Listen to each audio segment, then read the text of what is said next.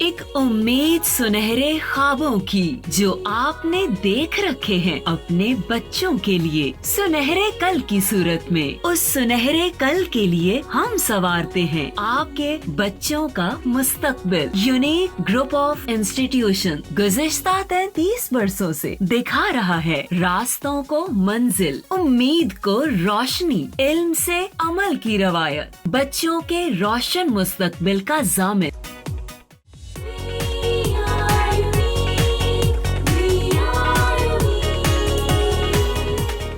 अस्सलाम वालेकुम students, lecture number 24 हमारा हो गया, जिसमें हमने अपनी गज़ल जो शुरू की थी वो हमने मुकम्मल की।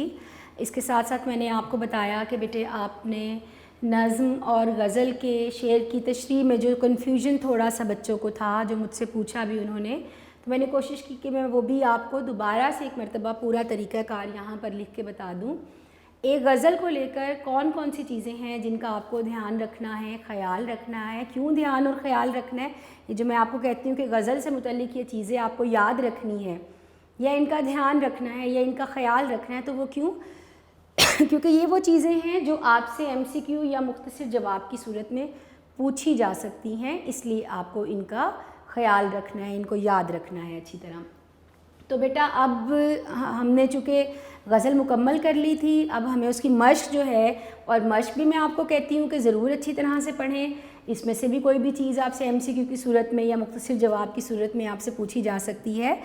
तो हम अपनी मश्क जो है वो अब शुरू करते हैं। सबसे पहले हमारे मुख्तसर जवाबात हैं, कुछ सवाल हैं जिनके आपको मुख्तसर जवाब देने हैं, शॉर्ट आंसर्स लिखने हैं। तो इस गज़ल में रदीफ़ के कौन से अल्फाज हैं? देखें, अब फिर वही बात जो मैंने आपको कहा था चीज़ें याद रखें, वो पूछ ली गई आपसे। आपके लिए क्या ज़रूरी है? आपको पहचान होनी चाहिए, ये पता होना चाहिए कि रदीफ़ क्या है।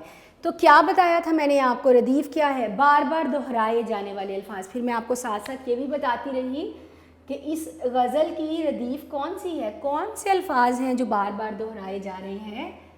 कीसी है, हस्ती अपनी हबाब कीसी है, ये नुमाइश शराब कीसी है, मीरुन नीम बाज आँखों में सारी मस्ती शराब कीसी है। तो ये जो कीसी है, ये वो अल्फाज हैं जो बार बार दोहराए जा रहे हैं, तो इस वजह से ये क्या हो गया, ये इसकी रदीफ़ हो गई। अगला अगर हम सवाल देखते हैं, तो इस गज़ल में इस्तेमाल होने वाले कोई से 4 काफ़ियों की निशानदही करें। मैंने आपको क्या बताया था बेटा, काफ़िया क्या है?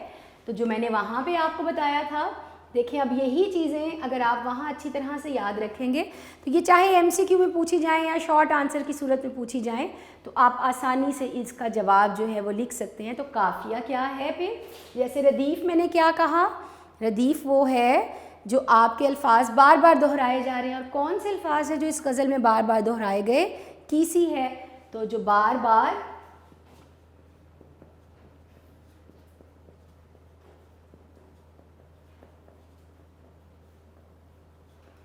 इसी तरह से काफ़िया क्या हो गया बेटा, क्या बताया मैंने, जितने भी हम आवाज़ अल्फाज हैं आपके, यानी जो बोलने और सुनने में एक जैसे हैं, वो आपके काफ़िया कहलाते हैं। और कौन से कवाफ़ी हैं इसके? जैसे हमने यहाँ अल्फाज कौन कौन से पढ़े थे, हस्ती अपनी हबाब कीसी है, ये नुमाइश शराब कीसी है, और आतिशे गम में दिल भुना शायद देर से बू कबाब कीसी है, मीर उन नीम बाज आँखों में सारी मस्ती शराब कीसी है। तो हबाब, शराब, कबाब, शराब, ये क्या हैं? आपके हम आवाज़ अल्फाज जो बोलने और सुनने में एक जैसे हैं, तो ये क्या हैं? इनके काफ़िया हैं। अच्छा बेटा, इस तरह से सवाल जो है अमूमन बोर्ड में नहीं आता कि इस गज़ल की रदीफ़ लिखें या इस गज़ल के काफ़िए लिखें। तो आपको याद क्या रखना है, काफ़िया क्या है, रदीफ़ क्या है। आपसे इस तरह सवाल ज़रूर पूछा जा सकता है, काफ़िया किसे कहते हैं और रदीफ़ से क्या मुराद है, मतला किसे कहते हैं और मक्ता से क्या मुराद है। तो जब आपको पता होगा हम आवाज़ अल्फाज काफ़िया कहलाते हैं, बार बार दोहराए जाने वाले अल्फाज रदीफ़ कहलाते हैं, गज़ल का पहला शेर मतला कहलाता है और गज़ल का आखिरी शेर जिसमें तखल्लुस है मक्ता कहलाता है। तो इस चीज़ को अच्छी तरह से याद रखिए। अच्छा जी, अगला हमारा सवाल है कि दूसरे शेर में होंठों को किससे तशबीह दी गई है।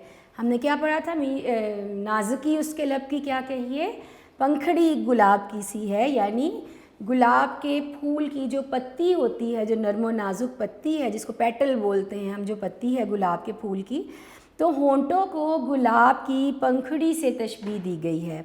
अगला हमारा सवाल है, मीर ने नीम बाज आँखों की मस्ती को क्या करार दिया है। हमने क्या अपना मक्ता पढ़ा था, मीर नीम बाज आँखों में सारी मस्ती शराब की सी है, तो मीर ने नीम बाज आँखों की मस्ती को शराब की मस्ती करार दिया है। अगला हमारा सवाल है, शायर इस्तराब की हालत में क्या करता है। शेर याद रखने की कोशिश किया कीजिए। क्या शेर पढ़ा था हमने, बार बार उसके दर पे जाता हूँ, हालत अब इस्तराब की सी है, तो शायर इस्तराब की हालत में बार बार अपने महबूब के दर पर जाता है। तो ये हमारा जो मश्क में मुख्तसर उन्होंने हमसे जवाबात पूछे थे, ये वो हो गए। अगला हमारा सवाल है, दर्ज अल्फाज के मायने लिखें और जुमलों में इस्तेमाल करें। जुमले अमूमन आपके पेपर पैटर्न का हिस्सा तो नहीं है, लेकिन जो भी चीज़ हमें मश्क में उन्होंने पूछी है, हमें चूँकि उसको अच्छी तरह से याद रखना है, तैयार करना है। और फिर जुमले बनाने का, जुमले लिखने का एक फ़ायदा और क्या होता है, आपको एक जुमला बनाना आता है, अल्फाज की फॉर्मेशन उसको जोड़कर, अपने लफ्ज़ों को जोड़कर, तरतीब देकर आप एक जुमला या फ़िक्रा बनाना सीखते हैं। तो हमारे अल्फाज हैं हस्ती। हस्ती का मतलब क्या होता है, उन्होंने चूँकि हमसे मतलब भी पूछा, तो हस्ती का मतलब क्या है, ज़िंदगी। तो अब जब मतलब आपको समझ में आ गया तो आप आसानी से उसका जुमला बना सकते हैं। कुछ भी जुमला बना लें, जैसे इंसान की हस्ती नापायदार है, कि हमने ये पढ़ा पहले शेर में कि जो इंसान की ज़िंदगी है वो नापायदार है, किसी भी वक्त ख़त्म हो सकती है। तो हस्ती का मतलब क्या हो गया, ज़िंदगी, और इसका जुमला हमने क्या बना लिया कि इंसानी हस्ती नापायदार है। अगला हमारा लफ्ज़ है हबाब। क्या मानी मैंने आपको बताया था जब हमने पढ़ा था, हबाब का लफ्ज़ी मतलब क्या है, पानी का बुलबुला। तो हबाब का मतलब हो गया पानी का बुलबुला। कुछ भी जुमला बना लें कि इंसानी ज़िंदगी हबाब की मानिंद है, या हमारी ज़िंदगी हबाब की मानिंद है, यानी जिस तरह पानी का बुलबुला सतह आब पर नमूदार होने के बाद हवा से या धूप की शिद्दत से वो ख़त्म हो जाता है, गायब हो जाता है, सिर्फ कुछ सेकंड्स की, उसकी लम्हों की उसकी ज़िंदगी है। तो इंसानी ज़िंदगी को शायर ने पानी के बुलबुले से तशबीह दिया है कि इंसान की जो ज़िंदगी है वो भी चूँकि नापायदार है, किसी भी वक्त ख़त्म हो सकती है, तो इसलिए उसको हबाब से तशबीह किया गया है। अगला हमारा लफ्ज़ है सराब। सराब का मतलब क्या होता है, धोखा। जब आप, मैं यहाँ पर आपको अल्फाज और उनके मानी जो हैं वो मैं लिख देती हूँ, जुमले जो हैं वो मैं साथ साथ बताती जाती हूँ, लेकिन कोशिश करती हूँ कि अल्फाज और उनके मायने मैं आपको यहाँ पर लिख दूँ। तो हस्ती, हस्ती किसको कहते हैं, ज़िंदगी को, जो अभी मैंने आपको बताया। उसके बाद हमने अगला लफ्ज़ पढ़ा हबाब। हबाब किसे कहते हैं, पानी का बुलबुला। उसके बाद हमारा अगला लफ्ज़ है सराब। और सराब क्या है, कोई बड़ा धोखा। जब आपको, जैसे मैंने बताया था कि जब आप सहरा में हैं, रेगिस्तान में हैं, वहाँ हर तरफ रेत ही रेत है, लेकिन दूर से देखने वाले को यूँ लगता है कि जिस तरह दूर पानी मौजूद है, लेकिन वो चूँकि पानी नहीं होता, वो रेत ही होती है, वो उसकी नज़र का धोखा होता है। तो जो नज़र का धोखा है या जो बड़ा फ़रेब है, धोखा है, वो सराब कहलाता है। तो जुमला आप क्या बना सकते हैं कि जिस दुनिया की रौनक है ये एक सराब है, यानी ये एक धोखा है, एक गैर हकीकी चीज़ है। तो यहाँ पे मैं मायने आपको लिख के बता रही हूँ, जुमले में साथ साथ पढ़ के बता रही हूँ। ज़ाहिर बात है यहाँ पे अब मैं वो लिखूँगी नहीं, आपको मैं पढ़ के बता रही हूँ, क्योंकि मैंने ये भी बताया कि जुमले जो हैं वो पेपर पैटर्न का आपके चूँकि हिस्सा नहीं है, बोर्ड के पेपर पैटर्न का, लेकिन चूँकि मश्क में मौजूद हैं तो हम उसको पढ़ रहे हैं। लेकिन ये जो अल्फाज के मानी हैं ये आपसे MCQ की सूरत में पूछे जा सकते हैं, तो इनको बहुत अच्छी तरह से याद रखिएगा। तो सराब का मतलब क्या हो गया, बड़ा धोखा। और अगर जुमला मैंने आपको बताया, आप कुछ भी बना सकते हैं कि ये जो इंसानी ज़िंदगी एक सराब है, या दुनियावी ज़िंदगी एक सराब है। अगला हमारा लफ्ज़ है औकात। औकात का मतलब क्या होता है, एक तो वक्त की जमा औकात है, लेकिन हमारे यहाँ पर किस तरह से इस्तिलाही मानों में किस तरह से इस्तेमाल हो रहा है, औकात यानी इंसान की हैसियत का जिक्र किया जा रहा है। हमने चूँकि यहाँ पर पढ़ा था कि यहाँ की औकात ख्वाब की सी है, तो क्या मतलब हो गया यहाँ औकात का, हैसियत। चूँकि इंसान की हैसियत की बात की जा रही है, कोई भी आप इसका जुमला बना सकते हैं कि इंसान को हमेशा अपनी اوقات کے مطابق زندگی بسر کرنی چاہیے، یعنی جو بھی ہماری حیثیت ہے، جتنا بھی جس کو آپ افورڈیبلٹی بولتے ہیں، افورڈ کر سکنا، جو اس کی حیثیت ہوتی ہے تو وہ اوقات کہلاتی ہے۔ اگلا ہمارا لفظ ہے اضطراب۔ اضطراب کا میں نے تب بھی آپ کو معنی بتایا تھا، تو کیا ہے اضطراب کا معنی؟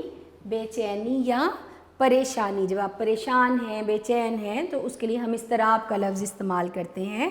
تو عاشق حالت اضطراب میں محبوب کے در کے چکر لگاتا ہے، کوئی بھی جیسے ہم نے پڑھا تھا بار بار اس کے در پہ جاتا ہوں، حالت اب اضطراب کی سی ہے۔ تو اضطراب کا آپ اسی شعر میں سے جس شعر میں یہ لفظ استعمال ہوا ہے، اگر آپ تھوڑا غور کریں تو وہیں سے آپ اس کا جو جملہ ہے وہ بنا سکتے ہیں۔ اگلا ہمارا لفظ تھا خانہ خراب۔ کیا مطلب بتایا تھا تب میں نے اس کا؟ تباہ حال، جس کی حالت بہت خراب ہو، تباہ و برباد ہو، اس کے لیے یہ جو لفظ ہے یہ شاعر نے یہاں پر استعمال کیا ہے۔ تو جو تباہ حال ہے اس کے لیے یہ لفظ استعمال ہوتا ہے۔ تو آہو زاری جو ہے یہ کسی خانہ خراب عاشق کو لگتی ہے، یا یہ عاشق تو عشق میں خانہ خراب ہے، اس طرح سے کوئی بھی جملہ جو ہے وہ آپ اس کا بنا سکتے ہیں۔ اگلا ہے جی نیم باز۔ ابھی جو ہم نے اپنا مقطع پڑھا تھا، یعنی غزل کا آخری جو شعر ہم نے پڑھا تھا اس میں یہ لفظ آیا تھا، تو نیم باز کا میں نے آپ کو کیا مطلب تب بتایا تھا کہ اد کھلی، یعنی آدھی جو کھلی ہوئی آنکھیں ہیں وہ نیم باز کہلاتی ہیں۔ تو اد کھلی یہ نیم باز کا مطلب ہو گیا۔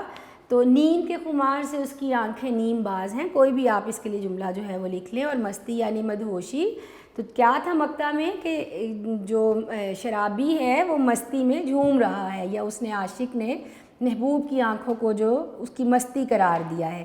اگلا ہے بیٹا ہمارا کالم میچنگ۔ ہم نے متعلقہ الفاظ سے لفظوں کو ملانا ہوتا ہے۔ پہلا لفظ ہے ہمارا ہستی، تو ہستی کے ساتھ ہم نے کیا اپنا شعر پڑھا تھا؟ ہستی اپنی حباب کی سی ہے، تو ہستی کے ساتھ کیا آئے گا؟ حباب۔ اور یہ نمائش سراب کی سی ہے، تو نمائش کے ساتھ سراب۔ نازکی اس کے لب کی کیا کہیے؟ پنکھڑی ایک گلاب کی سی ہے، تو پنکھڑی کے ساتھ گلاب۔ اور میر النیم باز آنکھوں میں ساری مستی شراب کی سی ہے، تو آنکھیں کے ساتھ کیا آئے گا؟ نیم باز۔ بار بار اس کے در پہ جاتا ہوں، حالت اب اضطراب کی سی ہے، تو حالت کے ساتھ کیا آ جائے گا؟ اضطراب آ جائے گا۔ اس کے بعد ہے دل۔ آتش غم سے دل بھنا شاید، دیر سے وہ کباب کی سی ہے، تو دل کے ساتھ کیا آئے گا؟ کباب۔ اور میر النیم باز آنکھوں میں ساری مستی شراب کی سی ہے، تو مستی کے ساتھ آئے گا شراب۔ اور میں جو بولا کہا کہ یہ آواز اسی خانہ خراب کی سی ہے، تو آواز کے ساتھ آئے گا خانہ خراب۔ تو ایک لفظ کو اس کے متعلقہ لفظ سے، یعنی ہر شعر کے مصرعے میں جس طرح سے وہ استعمال ہوئے ہیں وہ ہم اس کی کالم میچنگ کریں گے۔ اچھا بیٹا آگے ہے درج المرکبات میں مرکب کی کون سی قسم استعمال ہوئی ہے؟ اچھا سب سے پہلے تو آپ یہ دیکھیے کہ مرکب کیا ہوتا ہے۔ سب سے پہلے میں آپ کو یہ بتاؤں گی کہ مرکب کیا ہے۔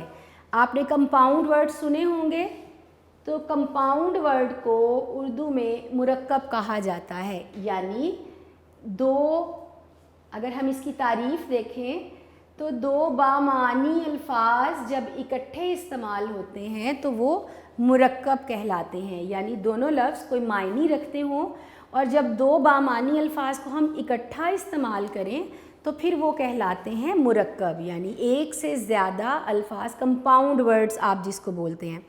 انہوں نے یہاں ہمیں کچھ الفاظ دیے ہیں اور پوچھا ہے کہ یہ کون سا مرکب ہے۔ کون کون سے الفاظ جو ہیں انہوں نے ہم سے پوچھے ہیں مرکب کے طور پر؟ چشم دل،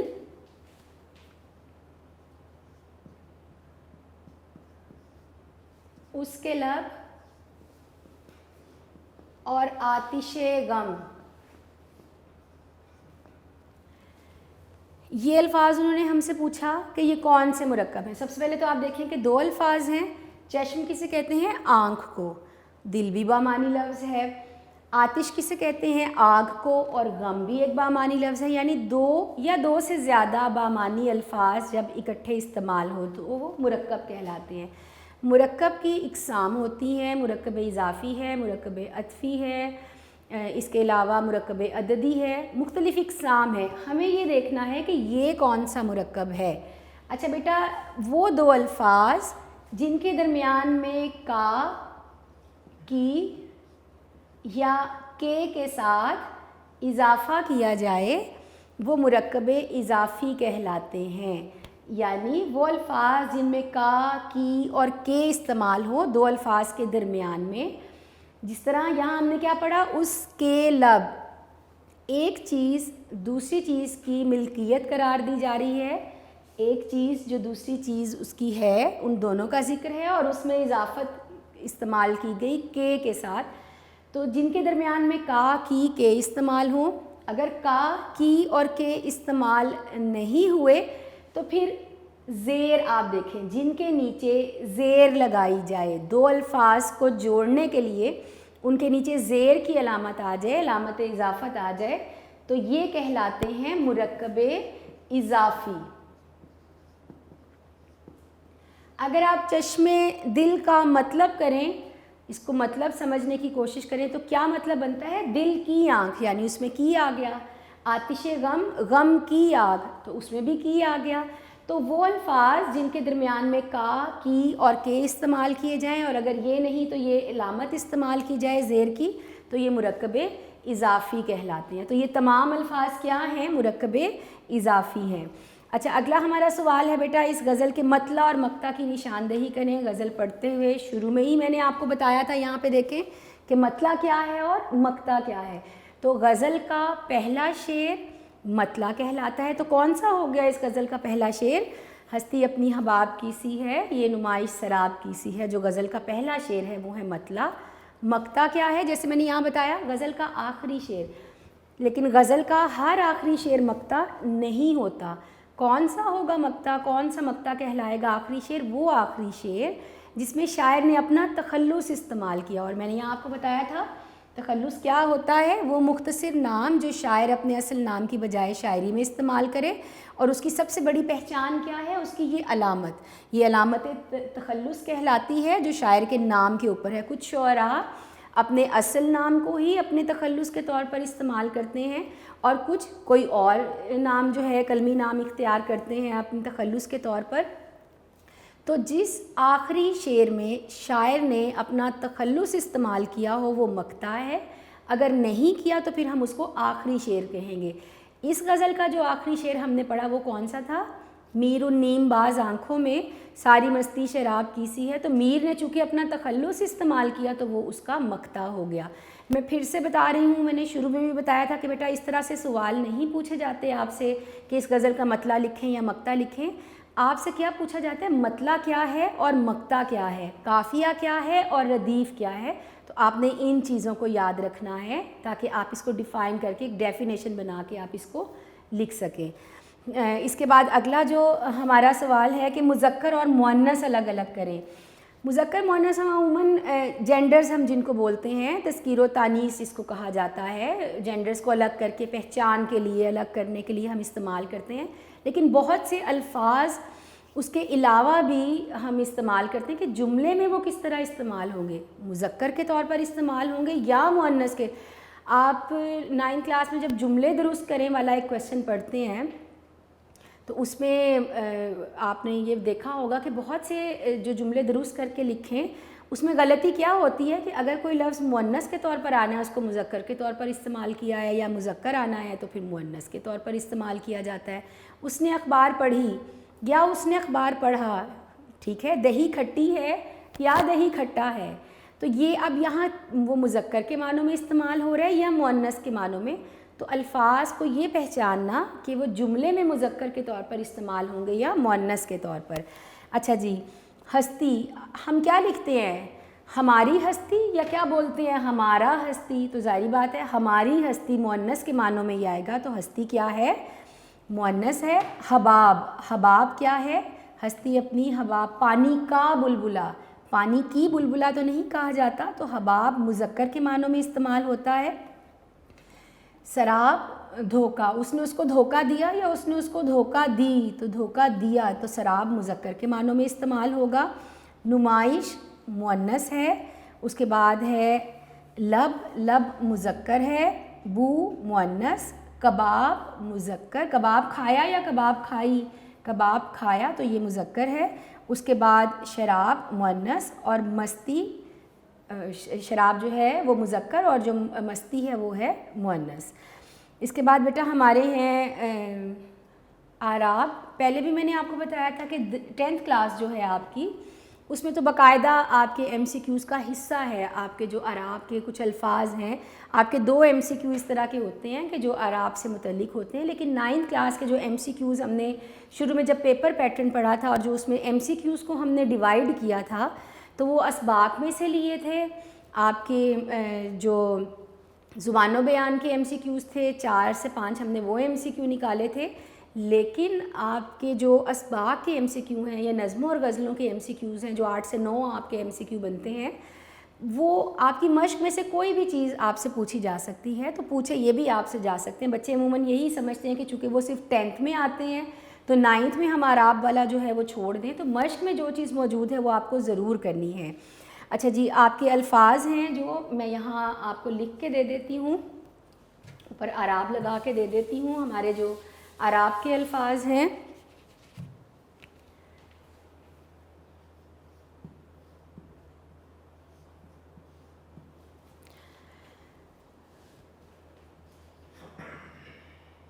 ہاں جی، پہلا ہمارا لفظ ہے حباب، سراب، نمائش۔ اس سے اگلا ہمارا لفظ ہے چشم دل۔ اعراب کس طرح سے لگائے جاتے ہیں، کس کو کیا کہا جاتا ہے، یہ 10th میں جب آپ اعراب پڑھیں گے تو آپ کو تفصیل سے میں بتاؤں گی کہ کون سی علامت اس میں کیا کہلاتی ہے۔ اچھا جی، چشم دل، ہم نے یہ اپنے مرکب میں بھی پڑھا تھا کہ یہ مرکب اضافی ہے، چشم دل۔ اس کے بعد ہے عالم۔ اچھا بیٹا، یہاں پر عالم جو ہے اس کا یہ دھیان رکھیے گا، عالم کہتے ہیں دنیا کو۔ اگر ہم اوپر زبر کی بجائے اس کے نیچے زیر کر دیتے ہیں تو وہ بن جائے گا عالم، یعنی جس سے اس کا مطلب تبدیل ہو جائے گا۔ عالم علم رکھنے والا، اور عالم کیا ہے؟ پوری دنیا۔ تو چونکہ ہماری غزل میں عالم کی بات ہو رہی، پوری دنیا کی بات ہو رہی ہے کہ دنیا جو ہے چشم دل کھول اس بھی عالم پر، تو ہم چونکہ اپنے شعر سے متعلق بات کر رہے ہیں، اپنی غزل سے متعلق بات کر رہے ہیں، تو یہ کیا لفظ بنے گا؟ عالم، نہ کہ عالم۔ عالم علم رکھنے والا اور عالم پوری دنیا۔ اگلا ہمارا لفظ ہے اضطراب۔ اضطراب کسے کہتے ہیں؟ بے چینی کو، اضطراب۔ اس کے بعد اگلا ہمارا لفظ ہے آتش غم۔ یہ ہم نے اپنے مرکب میں بھی پڑھا تھا، اور یہ کون سا مرکب ہے؟ مرکب اضافی، کیونکہ اس کے نیچے زیر کی علامت ہے۔ تو آتش غم ہمارا اگلا لفظ، اور اس کے بعد ہمارا جو آخری لفظ ہے وہ کیا ہے؟ نیم باز۔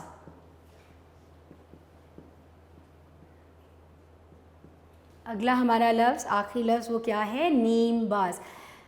جو مقصد ہوتا ہے اعراب کا وہ ہوتا ہے درست تلفظ، ہم اپنے الفاظ کی ادائیگی درست طریقے سے کر سکیں۔ بہت سی چیزیں ایسی ہیں، بہت سے الفاظ ایسے ہیں جو غلط الام میں آ جاتے ہیں، یعنی ان کا تلفظ کچھ اور ہوتا ہے، لیکن بہت سے لوگ ایک ساتھ اکٹھے اس کو ایک ہی غلط طریقے سے بولتے بھی ہیں، لکھتے بھی ہیں، تو وہ چیزیں پھر غلط الام کہلاتی ہیں۔ یعنی بہت سے لوگ اس غلطی کو جب بار بار دہرائیں، ایک ہی طرح سے بولیں، ہم قلعہ بولتے ہیں، لیکن صحیح لفظ کیا ہے؟ صحیح تلفظ کیا ہے؟ قلعہ۔ ہم بولتے ہیں سوال، لیکن صحیح تلفظ کیا ہے؟ سوال، اس پہ پیش آتا ہے۔ ہم محبت بولتے ہیں، لیکن صحیح لفظ کیا ہے؟ محبت۔ ہم بولتے ہیں استعمال، لیکن استعمال نہیں ہے، استعمال صحیح لفظ ہوتا ہے۔ ہم مرض کہتے ہیں کسی کو کوئی بیماری ہو جانا، لیکن صحیح لفظ کیا ہے؟ مرض۔ تو جب ہم چیزوں کو بہت سے لوگ ایک ساتھ غلط بولنا شروع کر دیں اور اس کا ایک رواج بنتا چلا جائے تو وہ غلط الام کہلاتی ہے۔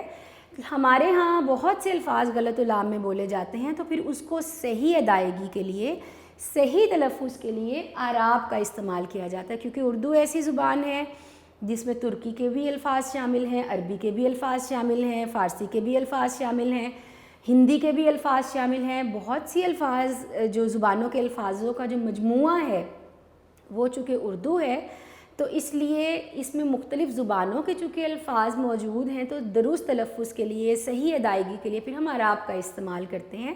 تو کوشش ہمیں کرنی چاہیے کہ وہ چیزیں جو غلط الام میں ہیں ہم بھی اس کو حصہ نہ اس میں اپنا ڈالیں، بلکہ ان کو درست تلفظ کے ساتھ ادا کریں۔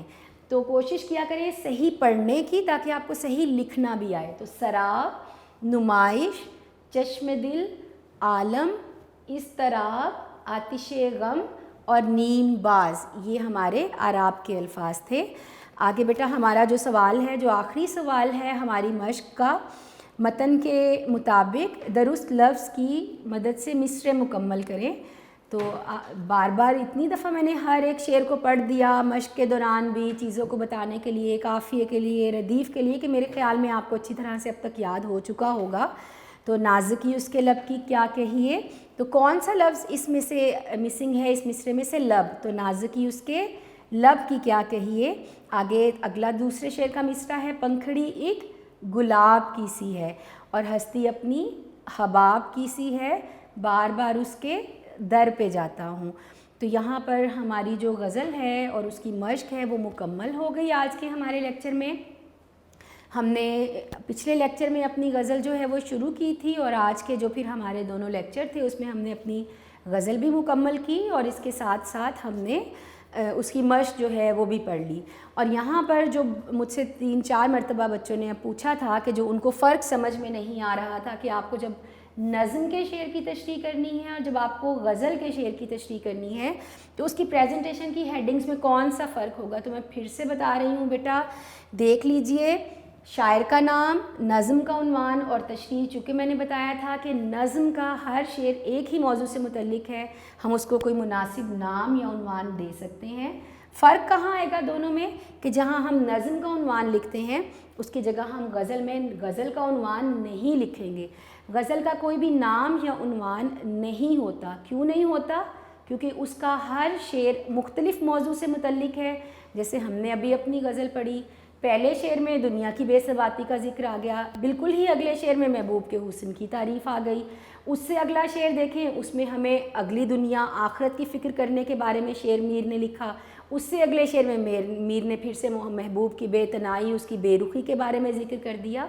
तो चूँकि हर शेर मुख्तलिफ़ मौजू से मुतल्लिक है, मुख्तलिफ़ मौज़ूआत बयान किए जा रहे हैं, मुख्तलिफ़ चीज़ें बयान की जा रही हैं, तो फिर इसका मतलब क्या हो गया कि हम उसको कोई एक नाम या उन्वान नहीं देंगे। बच्चे क्या गलती करते हैं, आपके नोट्स में नज़में तो अपने उन्वान के साथ मौजूद हैं, नज़्म हम्द है जिसमें पूरी में अल्लाह की तारीफ़ है, कोई दूसरी बात नहीं की गई। नात है, ऐसी नज़्म जिसमें रसूल सल्लल्लाहु अलैहि वसल्लम की तारीफ़ और शान बयान की जाए, तो उन्हीं की तारीफ़ और शान बयान की गई, कोई दूसरी बात नहीं की गई। अगली नज़्म देखें, बरसात की बहारें, पूरी नज़्म में सिर्फ बरसात के मौसम का जिक्र है, गर्मी, सर्दी, बहार, ख़िज़ां और किसी मौसम की बात नहीं की गई। तो एक ही मौजू है तो उसको उन्वान दे दिया गया, बरसात की बहारें। अगली है पैवस्ता रह शजर से। इकबाल ने पूरी नज़्म में सिर्फ़ और सिर्फ मुसलमानों के इत्तेहाद और इत्तफ़ाक़ पर ज़ोर दिया, उनके इत्तेहाद और इत्तफ़ाक़ की बात की, तो उसको एक मुनासिब उन्वान दे दिया। नोट्स में गज़लों की सिर्फ पहचान के लिए उसका पहला मिसरा लिख के दे दिया जाता है। जैसे इस गज़ल को जहाँ से ये शुरू हो रही है, तो इसकी गज़ल का जो पहला मिसरा है, हस्ती अपनी हबाब की सी है, मतला का जो पहला मिसरा है वो वहाँ पर लिख के दे दिया गया है। बच्चे क्या करते हैं, शायर के नाम के बाद अगली हेडिंग दे देते हैं, गज़ल का नाम हस्ती अपनी हबाब की सी है। तो बेटा ये गलती आपने नहीं करनी। गज़ल का कोई भी नाम या उन्वान नहीं होता, उसकी जगह हम क्या लिखते हैं, सिनफ़े सुखन। सिनफ़े सुखन यानी ये शायरी की कौन सी किस्म है, तो ये है गज़ल। तो हमने अपनी गज़ल पढ़ी, गज़ल से मुतल्लिक जो चीज़ें आपको याद रखनी है, मतला, मक्ता, काफ़िया, रदीफ़, इसको ख़्याल में रखिएगा। हमने तशरीह भी पढ़ी और अपनी गज़ल भी हमने मुकम्मल कर ली और इसकी मश्क भी हमने आज पढ़ ली। तो हमारा ये जो टॉपिक है ये आज हमारा ख़त्म हो गया। अब आगे बेटा जो मैंने आपको करवाना है, मुझसे बार बार 3-4 मरतबा ये भी मुझसे बच्चों ने पूछा है, चूँकि ये 1-2-3 से ज़्यादा बच्चे चूँकि मुझसे पूछ चुके हैं कि कुछ बच्चे ऐसे हैं कि जिन्होंने थोड़ा देर से ज्वाइन किया या जिनका एडमिशन थोड़ा सा लेट हुआ और उनको थोड़ी मुश्किल हुई इस चीज़ में कि उनको अपना पेपर पैटर्न जो है, जो शुरू में मैंने अपने 2-3 लेक्चर दिए थे, वो किस चीज़ से मुतल्लिक थे, वो आपके पेपर पैटर्न से मुतल्लिक थे। आपका बोर्ड का जो पेपर आता है उसमें क्या क्या होता है, फिर मैंने आपको ये बताया कि आपका हर क्वेश्चन जो है उसकी मार्किंग किस तरह से है, किस में चॉइस होगी, किस में नहीं होगी, क्या हमें कुछ चॉइस पे छोड़ना है या नहीं छोड़ना, اس کے بعد ایک ترتیب میں نے آپ کو سکھائی, ہر کویسچن کی پریزنٹیشن آپ کو سکھائی. تو ہمارے شروع کے جو 4-5 لیکچر ہیں وہ اسی چیز سے متعلق تھے. تو کچھ بچوں نے مجھے 3-4 بچوں نے ایک ساتھ چونکہ یہ پوچھا کہ کچھ بھی ان کے جو بھی مسائل تھے ان کی وجہ سے اگر وہ نہیں جوائن کر سکے یا وہ لیکچر وہ نہیں لے سکے, تو پیپر پیٹرن کے لیے انہوں نے مجھ سے خاص طور پر کہا تھا کہ میں آپ کو ایک مرتبہ لکھ کے بتا دوں. تو میں یہاں پر اب آپ ظاہری بات ہے وہ 4-5 لیکچرز تو میں دوبارہ نہیں کر سکوں گی, لیکن پیپر پیٹرن میں آپ کو ضرور یہاں پر لکھ کے بتانے لگی ہوں جو مجھ سے بچوں نے پوچھا ہے. تو بیٹا سب سے پہلے تو یہ کہ آپ کا جو اردو کا پیپر ہے اس کے کل نمبر جو ہیں, ٹوٹل مارکس جو ہیں وہ 75 ہیں. آپ کا 75 مارکس کا آپ کا پیپر ہوگا, اور جو وقت آپ کو اس کے لیے دیا جائے گا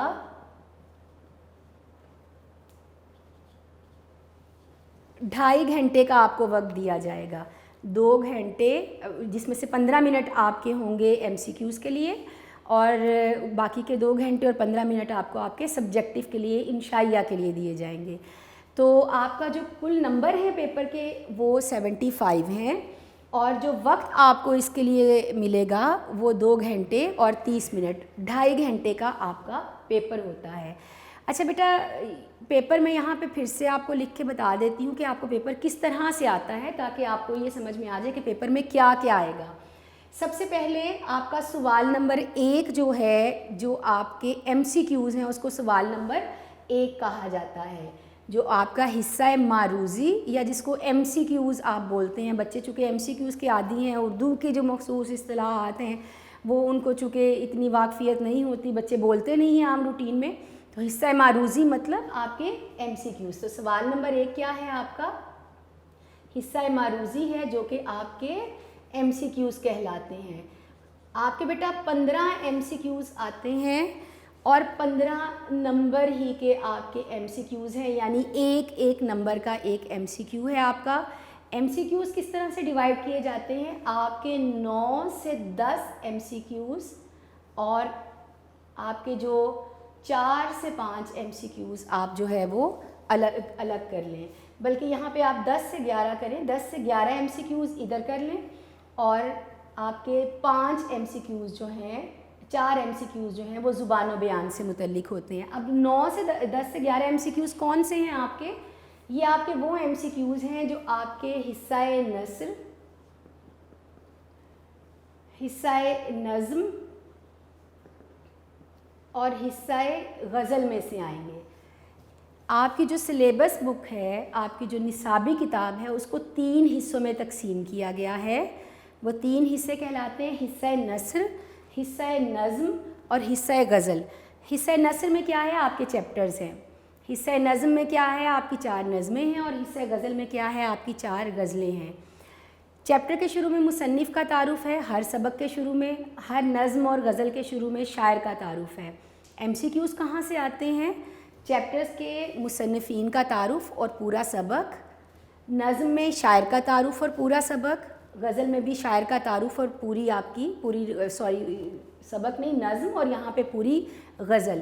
تو کوئی بھی چیز آپ سے ایم سی کیو کی صورت میں پوچھی جا سکتی ہے. اور باقی کے 4 ایم سی کیوز کون سے ہوتے ہیں آپ کے, زبان و بیان کے, یعنی وہ کون سے ایم سی کیوز, یعنی آپ کے واحد جمع, متضاد, مترادف اور مذکر مؤنث. 9th کلاس میں آپ کو واحد جمع, متضاد, مترادف اور مذکر مؤنث لکھنے کے لیے نہیں دیے جاتے. آپ کو ایک لفظ دے دیا اب جو ہے وہ واحد ہے, میں آپ کو پڑھا بھی چکی ہوں, اور آپ کو کہیں اس کی جمع لکھیں تو اب کی جمع آبا جو ہے وہ اس کی جمع ہے. تو آپ کو اس طرح سے نہیں آتا کہ ایک لفظ دے دیا جائے اس کی جمع لکھیں, ایک لفظ دے دیا اس کا متضاد لکھیں, بلکہ آپ کو ایم سی کیو فارم میں آتے ہیں. اوپر ایک لفظ دے کے نیچے اس سے متعلق 4 سٹیٹمنٹس ہوں گی, جس میں صحیح والی جو ہے وہ آپ نے ٹک لگانی. وہ بھی میں نے آپ کو بورڈ پہ بھی بنا کے بتایا تھا کس طرح سے ببل شیٹ آئے گی اور کس طرح سے آپ نے اس کو ٹک لگانا ہے. تو بیٹا یہ آپ کے 15 ایم سی کیوز ہیں, 15 ہی نمبر ہوں گے اور 15 ہی منٹ ہوں گے آپ کے پاس اس کو کرنے کے لیے. اچھا, آگے سوال نمبر 2 جو ہے وہ آپ کا حصہ انشائیہ یہاں سے شروع ہو رہا ہے, جس کو آپ بولتے ہیں اپنا سبجیکٹیو. ٹھیک ہے, آپ کا سبجیکٹیو پارٹ جو شروع ہوگا, جس کے لیے آپ کے پاس 2 گھنٹہ اور 15 منٹ کا وقت ہے. اس کا سب سے پہلا سوال کیا ہوگا, اشعار کی تشریح.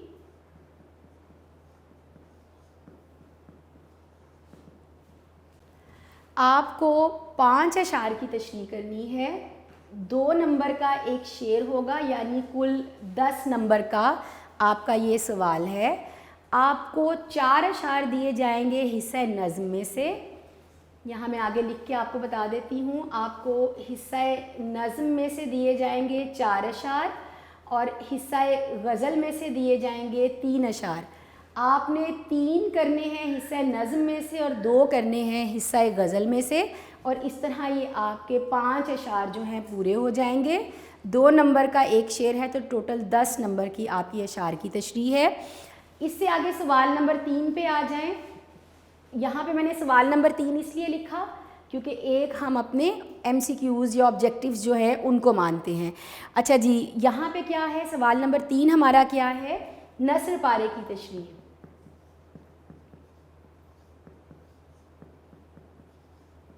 اقتباس کی تشریح یا نثر پارے کی تشریح، آپ کچھ بھی اس کو کہہ لیں.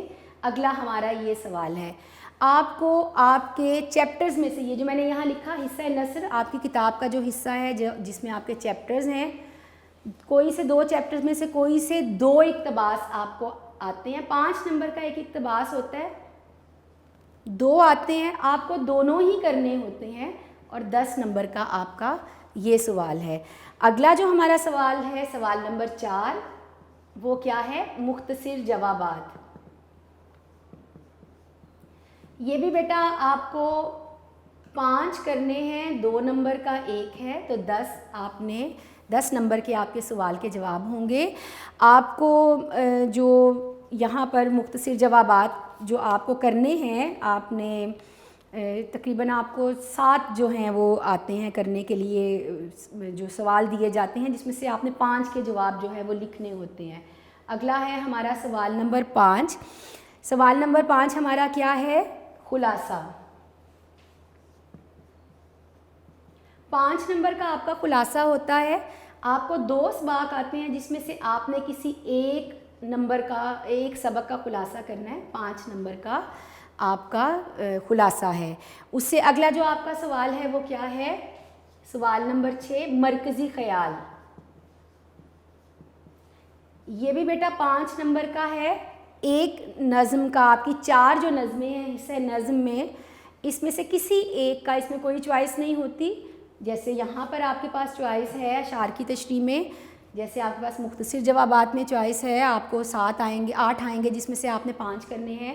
خلاصے 2 آئیں گے جس میں سے آپ نے 1 کرنا ہے. لیکن جس طرح نثر پارے میں کوئی آپ کے پاس چوائس نہیں ہے، 2 آئیں گے، آپ کو دونوں ہی کرنے ہیں. اسی طرح مرکزی خیال بھی آپ کو 1 ہی آئے گا اور آپ کو وہی کرنا ہے. 5 نمبر کا آپ کا یہ سوال ہے. سوال نمبر 7 اس کے بعد جو ہے ہمارا وہ ہے آپ کا خط یا درخواست. خط یا درخواست 10 نمبر کا آپ کا یہ سوال ہے. اگر آپ 4-5 سال پیچھے جاتے ہیں، اپنے بورڈ کے پیپر کو دیکھتے ہیں، پیٹرن کو دیکھتے ہیں، تو کیا ہوتا تھا کہ یا تو آپ کو 2 خط دے دیے جاتے تھے جس میں سے کوئی ایک لکھیں، یا پھر کوئی سی 2 درخواستیں دے دی جاتی تھی جس میں سے کوئی ایک لکھیں. پھر آہستہ آہستہ بورڈ نے اپنا پیٹرن چینج کیا اور اب کیا آنے لگا آپ کو کہ آپ کو سوال دیا جاتا ہے کہ خط یا درخواست، خط لکھیں یا درخواست لکھیں، یعنی اس میں چوائس ہوتی ہے. لیکن میں ہمیشہ اپنے بچوں سے سب سے یہی کہتی ہوں، آپ سب سے بھی یہی کہوں گی، آپ نے چوائس میں نہیں چھوڑنا. آپ نے خط بھی یاد کرنے ہیں، آپ نے درخواستیں بھی یاد کرنی ہیں. ہو سکتا ہے اگر آپ نے سارے خط یاد کر لیے، کوئی ایک آدھا چھوڑ دیا اور وہی آپ کو پیپر میں آ گیا، تو درخواستیں تو آپ نے کی ہی نہیں. آپ نے درخواستیں ساری یاد کر لی، آپ نے کوئی ایک آدھی چھوڑ دی اور اتفاق سے وہی آ گئی اور خط تو آپ نے کیا نہیں، تو پھر آپ کیا کریں گے. اور دوسری بات، جب ریویژن سیشن ہوتا ہے اس میں آپ کے ٹیسٹ میں کوئی چوائس نہیں آتی، تو بہتر تیاری کے لیے ریویژن سیشن میں چونکہ چوائس نہیں دی جاتی، اس لیے ہم خط بھی یاد کریں گے اور درخواستیں بھی یاد کریں گے. ہمارا سوال نمبر 8 جو ہے وہ ہے کہانی اور مکالمہ. جس طرح خط اور درخواست کا میں نے بتایا، یا یہ کریں یا یہ کریں، اسی طرح کہانی اور مکالمے میں بھی آپ کے پاس چوائس ہوگی. لیکن ہم کیا کریں گے، ہم دونوں کی تیاری کریں گے. ہم کہانیاں بھی یاد کریں گے اور ہم مکالمے بھی یاد کریں گے. اس کے بعد ہمارا جو آخری سوال ہمیں آ رہا ہے وہ کیا ہے، جملے درست کریں یا جملے مکمل کریں. 5 آپ کو جملے دیے جاتے ہیں, 5 نمبر کا ہی آپ کا سوال ہے. آپ کو یا تو 5 جملے جو ہیں ان کو درست کر کے لکھنا ہے یا 5 جملے مکمل کرنے ہیں. اور یہ مکمل کرنے والا کون سا ہوتا ہے؟ آپ کے ضرب الامثال. ہم نے پڑھے تھے اپنے ضرب الامثال بھی, آگے بھی میں آپ کو پڑھاؤں گی. تو وہ جو ضرب الامثال ہیں وہ جملے مکمل کریں کی صورت میں دیے جاتے ہیں. تو یہ بیٹا میں نے آپ کو پیپر پھر سے لکھ کے بتا دیا ہے. اسی طرح کوشش کروں گی, اب چونکہ سارا دوبارہ سے لیکچر جو ہے وہ پورا 3-4 چونکہ ہمارے لیکچر اس میں گزر گئے تھے تو وہ تھوڑا مشکل ہو جائے گا. اب میں کوشش یہ کروں گی کہ ہر ایک لیکچر کے آخر میں کوئی 5-10 منٹ بچا کے میں کوشش کروں کہ جس طرح میں نے اب آج آپ کو پیپر پورا لکھ کے بتا دیا ہے, پھر میں ہر ایک کویسچن کی ایک کر کے پریزنٹیشن بتا دوں, پھر اس کی مارکنگ کا طریقہ آپ کو کس طرح سے کیا جاتا ہے وہ بھی بتا دوں, اور کون سی چیزیں ہیں جن کی آپ نے بہت زیادہ اچھی طرح سے پریکٹس کرنی ہے ان کو کرنے کے لیے, اور اپنی پریزنٹیشن کا خیال رکھنا ہے, وہ بھی میں آپ کو ساتھ ساتھ بتاتی چلی جاؤں گی. تو کوشش آپ نے یہی کرنی ہے کہ ویسے تو ہم جو چیز پڑھ رہے ہیں, اپنا جو ہمارا لیکچر ہوتا جائے گا اس میں ہر کویسچن کی پریزنٹیشن کس طرح سے ہے وہ میں آپ کو دوبارہ سے ساتھ ساتھ بتاتی چلی جاتی ہوں. تو پیپر آپ دھیان سے دیکھ لیجئے, یہ آپ کا پیپر ہوگا. پھر ہم نے اس کو کس ترتیب سے کرنا ہے, کتنا وقت دینا ہے ہر سوال کو, وہ پھر میں کوشش کروں گی آپ کو ایک مرتبہ پھر سے بتا دوں. تو بیٹا آج کا پھر جو ہمارا لیکچر ہے جس میں ہم نے اپنی غزل مکمل کی, اس کی مشق ہم نے جو تھی وہ بھی پڑھ لی, اور چونکہ مجھ سے بچوں نے بار بار پوچھا تھا کہ ہمیں ایک مرتبہ پھر سے آپ پیپر پیٹرن جو ہے وہ بتا دیں, تو میں نے پیپر یہاں لکھ کے آپ کو بتا دیا ہے. آگے باقی لیکچرز میں بھی ہم کوشش کریں گے اس سے ریلیٹڈ اور جو چیزیں ہیں تھوڑا تھوڑا ٹائم دے کے ہم ان کو بھی سمجھتے جائیں. تو جو کچھ ہم نے آج پڑھا بیٹا اس کو یاد رکھیے گا, اس کے بعد بالکل بند کر کے مت رکھ دیا کریں. میں ہر دفعہ آپ کو کہتی ہوں دوبارہ سے ان چیزوں کو دیکھا کریں. آپ کی بہت بہتر رہنمائی کے لیے آپ کے پاس یونیک نوٹس موجود ہیں جس میں ہر چیز کو بہت تفصیل سے, بڑی محنت سے جو نوٹس بنائے گئے ہیں اور بہت تفصیل سے آپ کو چیزوں کو اس میں لکھ کے دیا گیا ہے, تو ان سے رہنمائی لیا کیجئے. اور اگر آپ اضافی کتابیں پڑھنے کی عادت ہے تو بہت اچھی بات ہے, اور کتابیں بھی پڑھیے. اپنی سلیبس بک کو دوبارہ سے پھر سے کھولیے, پڑھیے, تو چیزوں کو یاد کیجئے, پڑھیے, اپنی لکھائی پر توجہ دیجئے. 605 مارکر سے پریزنٹیشن کی پریکٹس کیجئے, مشق کیجئے, تو انشاءاللہ آپ کی بہت اچھی بورڈ کے لیے تیاری ہو جائے گی. تو اگلے لیکچر تک کے لیے بیٹا بہت شکریہ, اپنا خیال رکھیے گا. اگلے لیکچر میں ایک نئے ٹاپک کے ساتھ ہم دوبارہ سے ملیں گے. اللہ حافظ.